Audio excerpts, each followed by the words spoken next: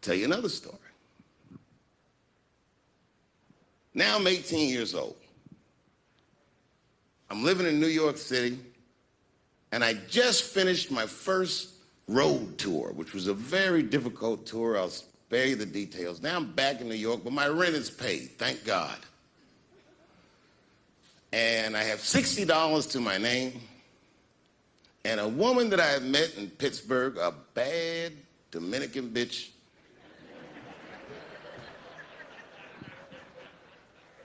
was coming to New York. She was gonna spend the weekend with me. I couldn't wait for her to get there. She was coming that evening. But remember, I only had $60 for a whole weekend to entertain a bad bitch.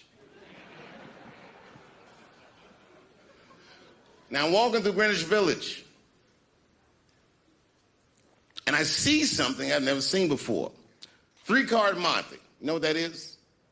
Yeah, the guy had the whole thing. The table was set up, and he had the 3 cards, and the crowd was hooting and hollering, and he was like, find the red card, find the red card, and people were playing. Sometimes they win, sometimes they lose, but it was really exciting, and I'm standing there watching it, and I noticed while I'm watching them play this game that the red card, the one you're trying to find, had just a little bend on the corner.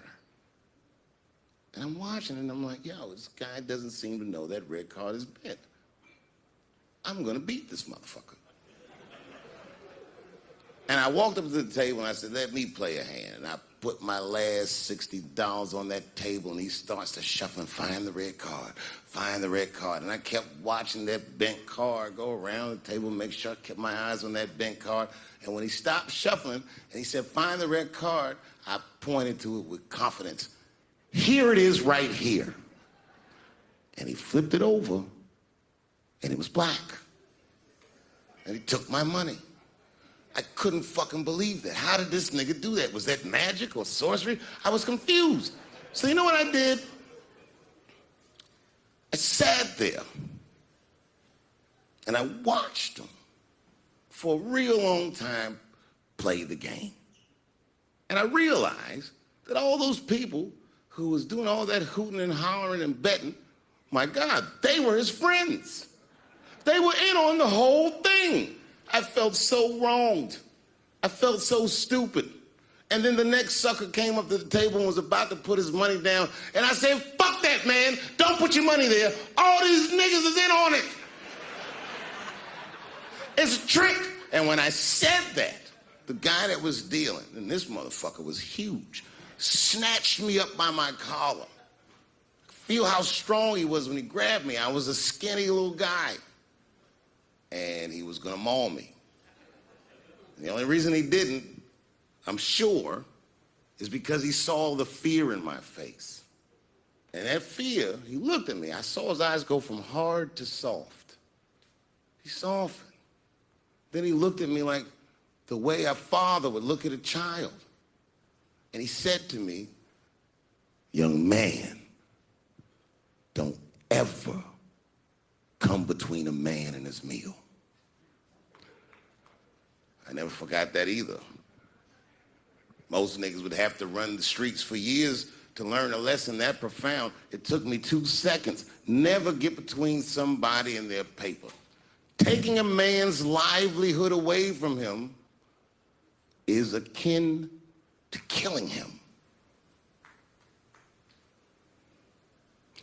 Do you know why Prince, the famous rock star that was a friend of mine, do you know why he called himself the artist when he came back? He calls himself the artist because that's what they call us in our contracts. Oh, these contracts are crazy. You should hear the terminology they say in these contracts. To use your name and likeness in perpetuity throughout the universe. Who the fuck could possibly know what that means? Nobody does. It's so complicated, in fact, that when you're a kid like me, you have to hire somebody to tell you what that means. And you sit down at a table and you do the contract game. And that's how I got with Comedy Central. I signed a contract. And I signed the contract the way that a 28-year-old expectant father that was broke signs a contract.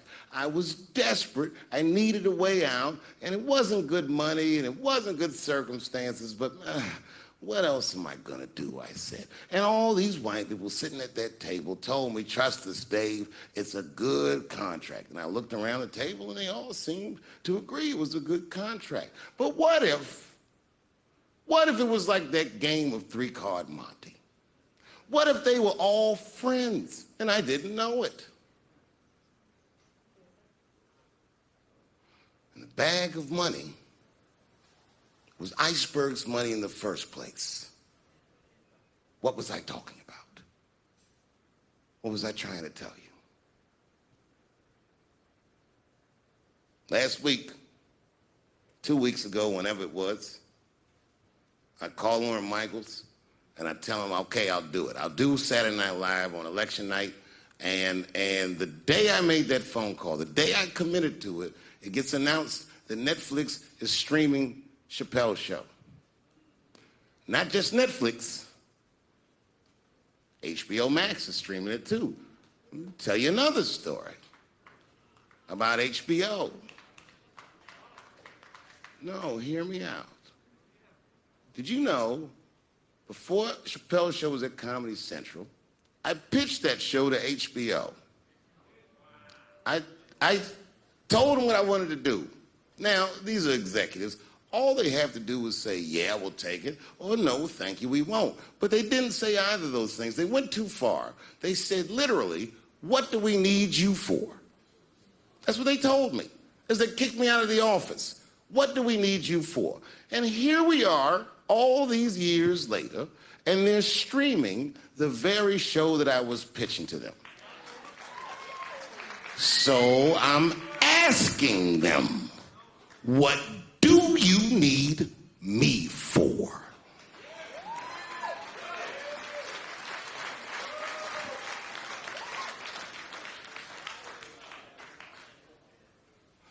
People think I made a lot of money for Chappelle's show. When I left that show, I never got paid. They didn't have to pay me because I signed the contract. But is that right? I found out that these people were streaming my work, and they never had to ask me, or they never had to tell me. Perfectly legal because I signed the contract. But is that right? I didn't think so either. That's why I like working for Netflix.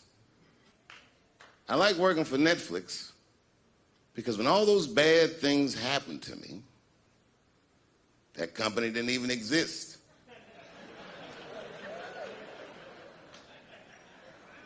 And when I found out they were streaming Chappelle's show, I was furious. How could they not know? So you know what I did? I called them and I told them that this makes me feel bad. And do you want to know what they did? They agreed that they would take it off their platform just so I could feel better. That's why I fuck with Netflix, because they paid me my money, they do what they say they're gonna do, and they went above and beyond what you could expect from a businessman. They did something just because they thought that I might think that they were wrong. And I do. I think if you are fucking streaming that show, you're fencing stolen goods. They stole that from me. They just took it. And I'm not up here trying to tell you guys that I believe that Comedy Central gave me a raw deal just because I'm black. I believe that they gave me a raw deal because this fucking industry is a monster. It's the same monster that these Me Too bitches was trying to tell you about. But they hate the monster for how it fucks. And I hate that monster for how it eats. But my God, man, it's the same monster. When I quit the show, all my friends would say, well, fuck them, Dave. Why don't you just do Chappelle's show at another network? Yeah. And why doesn't a slave run from one plantation to another plantation because the master over there might be nicer? My God, man, I was trapped. You know what? Tell you the truth. I've even thought about coming back and doing another Chappelle show. Well, but if I do, I can't call it Chappelle Show because my name and likeness is being used by them in perpetuity throughout the universe. It's in the contract.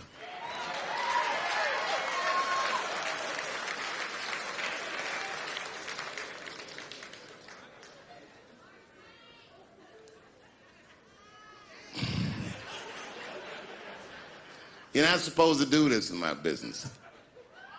I'm up here doing something that nobody else in this business has the balls to do. I'm telling you something that you need to know. I'm trying to explain to you what you're seeing. You don't understand what you're seeing. I am publicly flogging a network. And I know that this network niggas, they watching me and they saying, why are you doing this so publicly? Doesn't feel good to be flogged publicly. Oh, believe me, I know. I know exactly how that feels. When I quit my show, they said I was crazy. What was crazy about it? I just didn't want to do it anymore. They said I smoked crack. That's impossible. I was a devout Muslim. I didn't smoke or drink. But I do now, bitch, because you ruined my fucking life. Now it's their turn. This is their first nigga lesson, and I'm honored to give it to them. They're gonna pay me for this show. I called my agent. I said, is there anything I can do about this show? And he said, no. Well, fuck you too then. If you want something done right, I guess you gotta do it yourself. So I'm not going to the agents. I'm coming to my real boss. I'm coming to you. I'm begging you. If you ever liked me, if you ever think there was anything worthwhile about me, I'm begging you, please don't watch that show. I'm not asking you to boycott any network. Boycott me. Boycott Chappelle Show. Do not watch it unless they pay me.